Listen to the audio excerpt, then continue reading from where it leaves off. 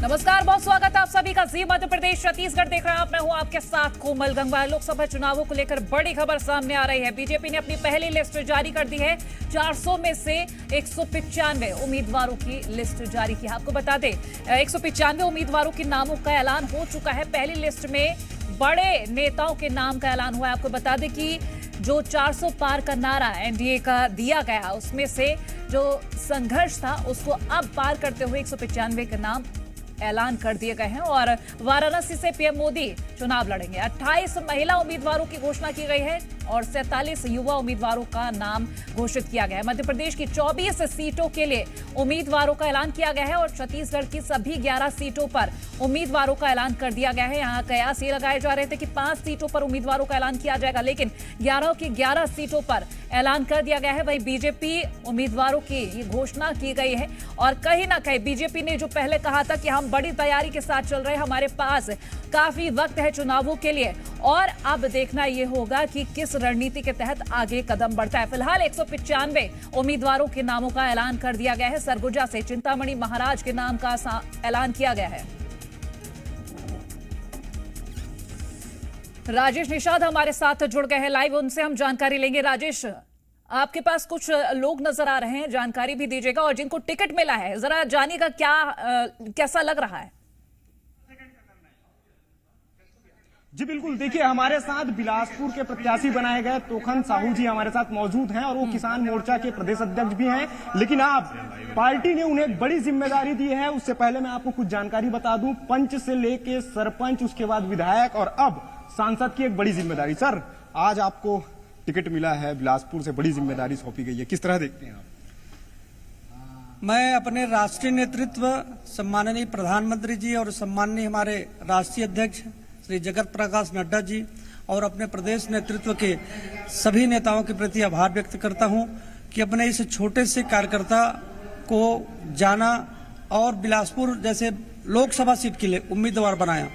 मैं हमेशा से ही बिलासपुर जिला और मुंगेली जिला में एक परिवार की तरह लोगों के बीच में मैं काम करता रहा और मेरा दृढ़ निश्चय है, दृढ़ विश्वास है कि लोगों के चरणों में बैठ करके काम करने से केवल दुनिया में भारतीय जनता पार्टी एक ऐसी पार्टी है जो अपने कार्यकर्ता की पहचान करती है और आज बिलासपुर लोकसभा का प्रत्याशी बनाया गया है।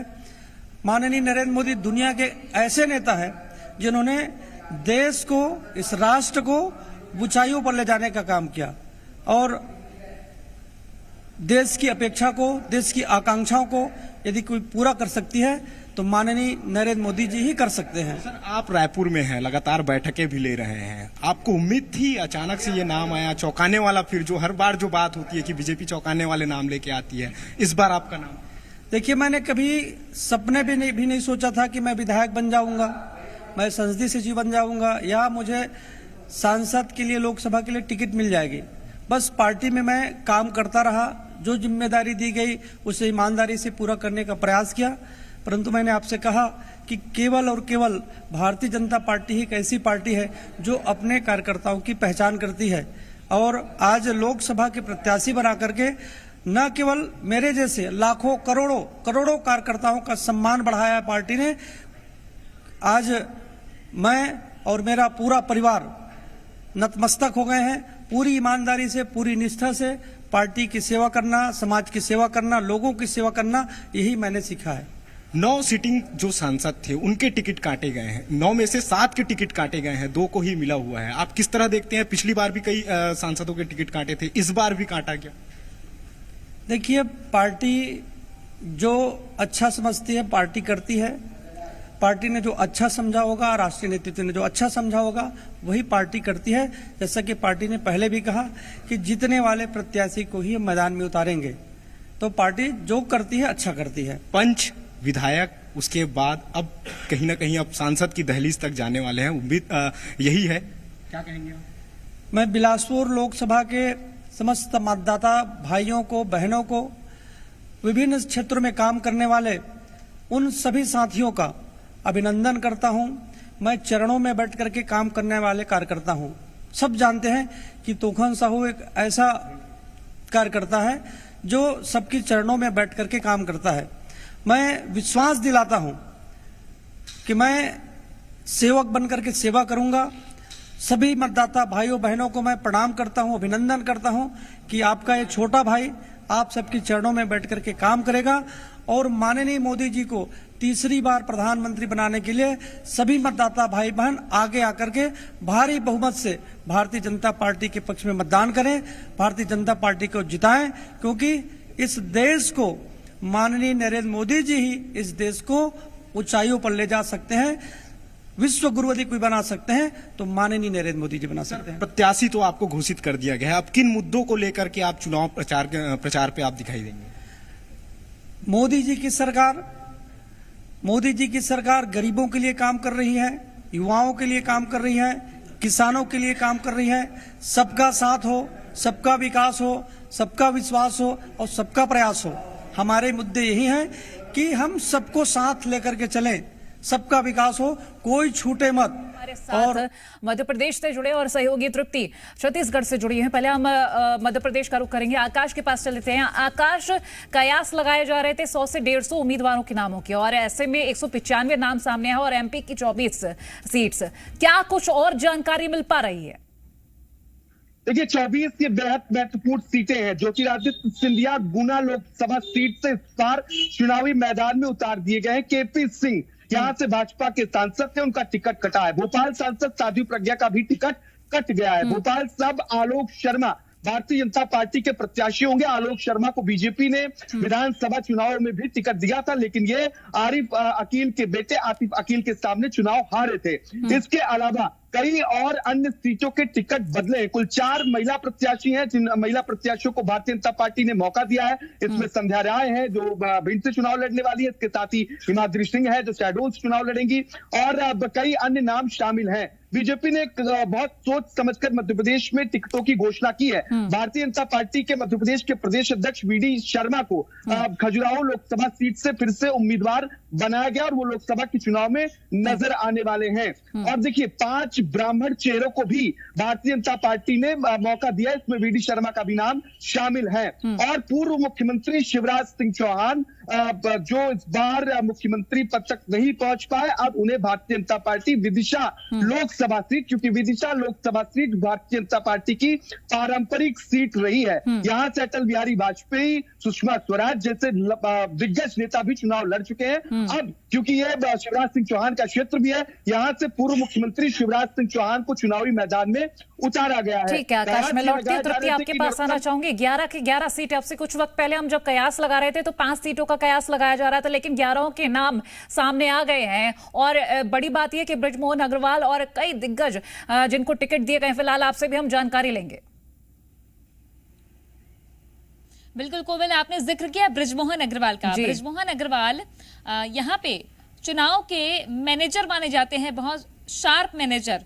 कहा जाता है कि जो भी चुनाव हाथ में लिया जीत कर ही आए, जीत ही हासिल करवाई।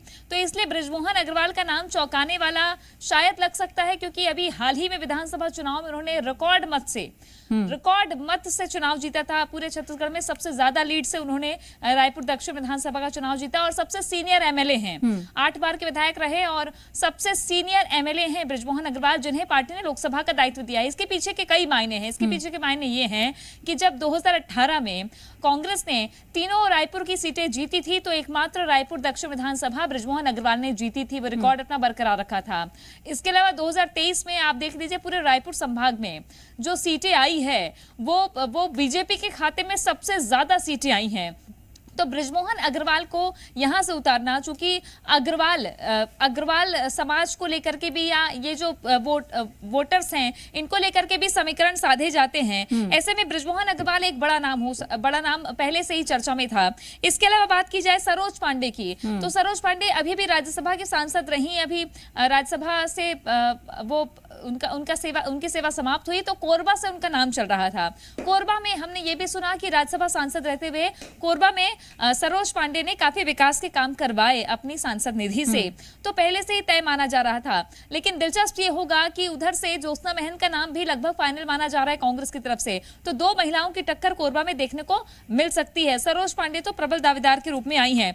चिंतामणि महाराज कुछ दिन पहले तक से कांग्रेस पार्टी में थे, जब विधानसभा चुनाव के वक्त टिकट काटा गया तो नाराज हो गए और बड़े ड्रामेटिक तरीके से बीजेपी में ज्वाइन किया उन्होंने। बीजेपी ज्वाइन करने के बाद में ये कयास लग रहे थे कि उन्हें टिकट दिया जाएगा और आखिरकार ये मुहर लगी, चिंतामणि महाराज को टिकट दी गई है जो कांग्रेस से। संत गहिरा गुरु के पुत्र हैं, एक अच्छा खासा प्रभाव समाज में रखते हैं, तो सरगुजा से थोड़ी उनकी सीट क्लियर दिखती समझ में आती है, चूंकि 14 की 14 सीटें सरगुजा में बीजेपी को मिली है इस बार विधानसभा चुनाव में। तोखन साहू जिनको अभी हम थोड़ी देर पहले सुन रहे थे, इनको पार्टी ने गिफ्ट दिया है। गिफ्ट इसलिए अरुण साव को लोरमी से टिकट दिया गया और लोरमी से विधायक रह चुके हैं 2013 में तोखन साहू, तो अरुण साव ने चुनाव लड़ा, तोखन साहू जो बैठ गए, इसलिए उन्हें गिफ्ट मिला है। चूंकि तखतपुर लड़ा उन्होंने, तखतपुर जो है वो धर्मजीत सिंह ने लड़ा था जो जेसीसी से आए थे, तो तोखन साहू को जो बीजेपी किसान मोर्चा के प्रदेश अध्यक्ष भी हैं, उन्हें टिकट दी है भारतीय जनता पार्टी ने बिलासपुर से। बिलासपुर के अलावा रायगढ़ की बात कर ली जाए तो रायगढ़ में धर्मजयगढ़ से काफी लंबे वक्त से राधेश्याम राठिया टिकट मांग रहे थे, ऐसे में उन्हें भी पार्टी ने एक अच्छा खासा गिफ्ट दिया है और ये कार्यकर्ताओं की मेहनत की बदौलत है, ऐसा राधेश्याम राठिया पहले से भी कहते रहे हैं। तो राधेश्याम राठिया धर्मजयगढ़ विधानसभा का चुनाव संचालक उन्हें बनाया गया था और वो जिस तरीके से नाम सामने आ रहे थे, तो रायगढ़ ये कुछ महत्वपूर्ण सीटों के बारे में मैंने बताया, 2 सांसद रिपीट किए गए हैं, संतोष पांडे, विजय बघेल। विजय बघेल इसलिए क्योंकि उन्होंने पूर्व सीएम भूपेश बघेल के खिलाफ चुनाव लड़ा था और कड़ी टक्कर दी थी, बिल्कुल चोटी की टक्कर दी थी, ऐसे में रिपीट होना लाजमी माना जा रहा था। बिल्कुल, और वो वक्त अभी भी याद है जब कयास ये लग रहे थे कि विजय बघेल जीत सकते हैं। तृप्ति, मैं आपके पास लौटती हूँ, हमारे साथ खास मेहमान भी जुड़े हुए हैं, मध्य प्रदेश से कांग्रेस प्रवक्ता सुदेश शर्मा जी जुड़े हुए हैं हमारे साथ, उनसे एक टिप्पणी ले लेते फिर मैं आपके पास लौटती हूँ। सुदेश जी, बहुत स्वागत है। बीजेपी की लिस्ट आ गई है और दमदार प्रत्याशी 400 पार का जो नारा दिया गया है, योद्धा उतार दिए हैं मैदान में। अब कांग्रेस की क्या रणनीति रहने वाली है, किस तरह से क्या कुछ रहेगा, क्या टिप्पणी रहेगी? भारतीय जनता पार्टी जिस तरह से कहती है कि हमारे यहाँ रायसुमारी से टिकट होते हैं, अगर रायसुमारी से टिकट होते तो ज्योतिरादित्य सिंधिया जी के लिए गुना से टिकट नहीं हो सकता था, क्योंकि गुना से पूरी जिले के जो भारतीय जनता पार्टी की खांटी कार्यकर्ता है उनको उनकी अनदेखी करके आपने एक नए आयतित व्यक्ति को टिकट दे दिया। ग्वालियर की अगर बात करें तो नारायण कृष्ण सेजबलकर जनसंघ के संस्थापक सदस्य रहे, राजमाता विजयराजे सिंधिया जी के सहयोगी साथी रहे, उनके बेटे विवेक सेजबलकर अभी सांसद थे, उनका टिकट काट दिया। इस तरह से भारतीय जनता पार्टी अगर ये सोच रही हो कि हम ब्रेकिंग न्यूज में आ जाए तो ब्रेकिंग न्यूज तो हो सकती है, लेकिन जमीनी स्तर यह है कि ये कांग्रेस इनसे पर बहुत भारी पड़ने वाली है, क्योंकि कांग्रेस की जो सूची आने वाली है वो रायसुमारी के साथ आएगी और रायसुमारी के साथ आएगी तो निश्चित रूप से हम जबरदस्त टक्कर देंगे और अच्छा प्रदर्शन करेंगे। और हम ये बात तय करते हैं, सिद्ध करते हैं और सिद्ध भी हो जाएगी 2024 के लोकसभा चुनाव में कि जुटा है इंडिया, लड़ेगा इंडिया और जीतेगा भी इंडिया। आकाश, मैं आपके पास आना चाहूंगी। देखिए, हमारे साथ स्वदेश जी जुड़े, आपने सुना ही होगा।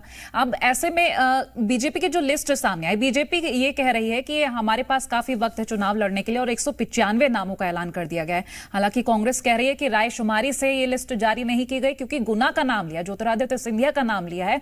और क्या लगता है आपको? स्वदेश शर्मा खुद भिंड मुरैना क्षेत्र ग्वालियर चंबल से ही आते हैं और गुना जो सीट है जहां से ज्योतिरादित्य सिंधिया को टिकट दिया गया है, ये कांग्रेस पार्टी को मालूम है कि ज्योतिरादित्य सिंधिया का ग्वालियर चंबल अंचल में क्या होल्ड है। तो ये बात कहना कि ज्योतिरादित्य सिंधिया को मौका देने बीजेपी ने गलती की है, कहीं ना कहीं कांग्रेस इसमें बहुत जल्दबाजी करे, क्योंकि कांग्रेस पार्टी खुद ज्योतिरादित्य सिंधिया को यहां से प्रत्याशी बनाती रही है। तो इस बात ठीक है, मैं आती हूँ रूपेश के पास चलते। रूपेश गुप्ता एसोसिएट एडिटर हमारे साथ जुड़ गए, उनके साथ बृजमोहन अग्रवाल मौजूद है। Rupesh, over to you. दिया इस वक्त हमारे साथ बृजमोहन अग्रवाल जी हैं। बृजमोहन अग्रवाल जी, आपको लोकसभा में मौका मिला है, आप रिकॉर्ड बना चुके हैं विधानसभा में लगातार जीत का, सबसे बड़ी जीत आपके खाते में दर्ज है, अब इस फैसले पर क्या कहेंगे? देखिए, पार्टी केंद्रीय नेतृत्व ने जो विश्वास व्यक्त किया है और पार्टी के केंद्रीय नेतृत्व ने जो निर्णय लिया है उस निर्णय का हम स्वागत करते हैं और जो विश्वास व्यक्त किया है उस पर हम खरे उतरेंगे, इस बात का विश्वास केंद्रीय नेतृत्व को दिलाते हैं। आपको ये चर्चा थी, आपसे चर्चा हुई थी कि आपको टिकट मिल सकती है? निश्चित रूप से आज सुबह मुझे जानकारी में दिया गया था और शाम को निर्णय आया है, तो लोगों के कयास थे और वो कयास समाप्त हो गए। कई लोगों की टिकटें कटी हैं, रायपुर लोकसभा सीट की भी टिकट कटी है। देखिए, ये कटना और दिया जाना नहीं है, ये तो पार्टी के नेतृत्व का निर्णय है और बीजेपी का हर कार्यकर्ता पार्टी के नेतृत्व के निर्णय को मानता है। अब जो आपको नई जिम्मेदारी मिलेगी, आप सांसद चुन करके जाएंगे, मान लीजिए आप चुनाव जीत जाते हैं, तो क्या स्ट्रेटेजी होगी? क्योंकि विधानसभा में आप एक अलग तरीके की राजनीति करते थे। स्ट्रेटेजी होगी कि मोदी जी की गारंटी को पूरा करना और मोदी जी की गारंटी को जनता तक पहुंचाना और उसका लाभ भी जनता तक पहुंचे और जनता फिर से तीसरी बार मोदी जी को प्रधानमंत्री बनाए, ये हम सबकी कोशिश हो।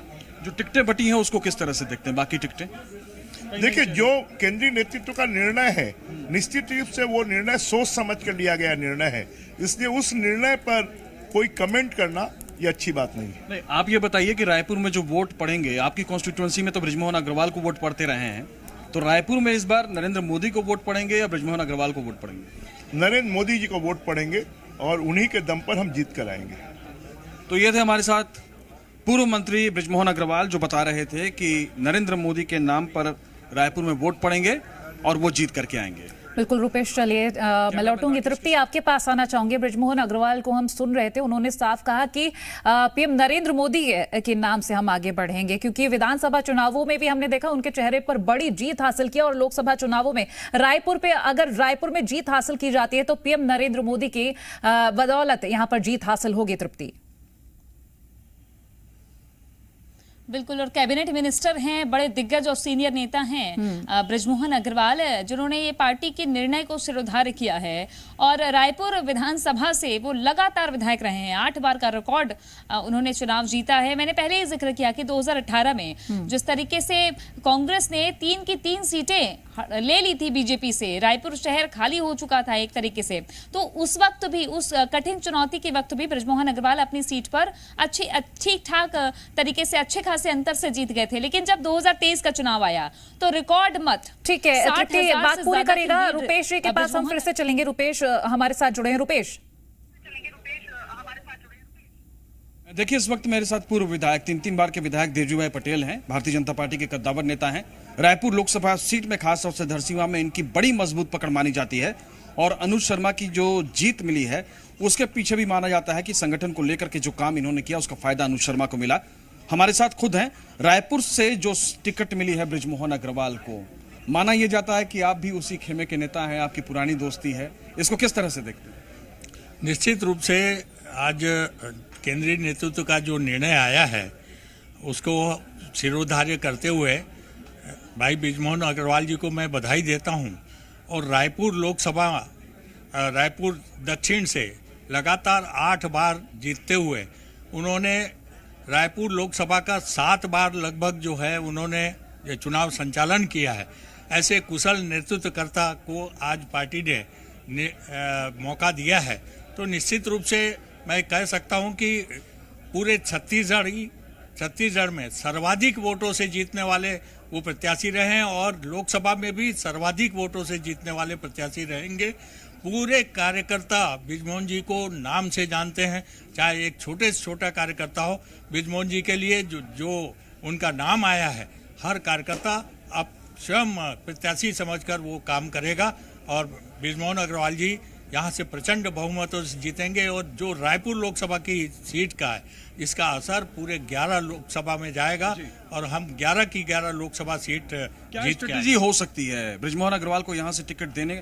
भारतीय जनता पार्टी ने अपने सबसे मजबूत रायपुर में, जिसको भारतीय जनता पार्टी के अंदर सबसे मजबूत प्रत्याशी माना जा सकता है, उसको मौका दिया है, तो क्या स्ट्रेटेजी है? भाजपा कोई मौका नहीं छोड़ना चाहती या फिर भाजपा को कोई डाउट है जिसकी वजह से बृजमोहन को मैदान में उतारना पड़ा?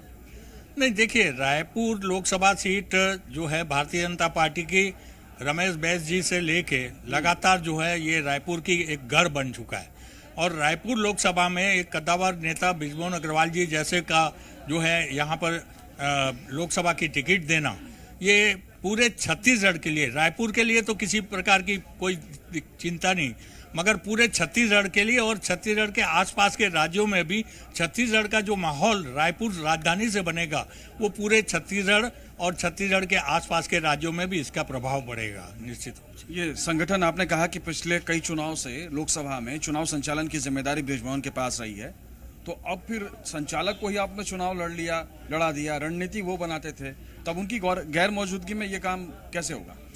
निश्चित रूप से हमारे पास तो भारतीय जनता पार्टी के पास नेतृत्वकर्ताओं की कमी नहीं है और बृजमोहन अग्रवाल जी स्वयं नेतृत्वकर्ता है। मैं समझता हूं कि बृजमोहन अग्रवाल जी का जो है द्वितीय और तृतीय चुनाव का संचालन रायपुर से हमने किया है और तो इस प्रकार बृजमोहन जी का जो खुद का व्यक्तित्व है और उसका जो नेतृत्व है वही चुनाव का संचालन रहेगा। और रायपुर भारतीय जनता पार्टी के अनेक नेता हैं और कोई भी नेता जो है इनका चुनाव संचालन करेगा और बृजमोहन जी बहुत प्रचंड बहुमतों से जीतेंगे। तो बृजमोहन जी प्रचंड बहुमत से जीतेंगे, ये कहना है देवजी भाई पटेल का, और हर कार्यकर्ता उनको जानता है, हर कार्यकर्ता को वो जानते हैं, लंबे समय से रायपुर की राजनीति को करते आए हैं, तो उसका फायदा निश्चित तौर पर रूपेश और सत्य प्रकाश भी हमारे साथ जुड़ गए हैं। आप सभी हमारे साथ बने रहिए, आगे भी हम जानकारी लेते रहेंगे और 195 सीटों पर किस तरह से रणनीति तय की जाएगी वो भी जानकारी लेंगे। लेकिन यहाँ वक्त हो चला एक छोटे से ब्रेक का, जल्द हाजिर हो रहे हैं।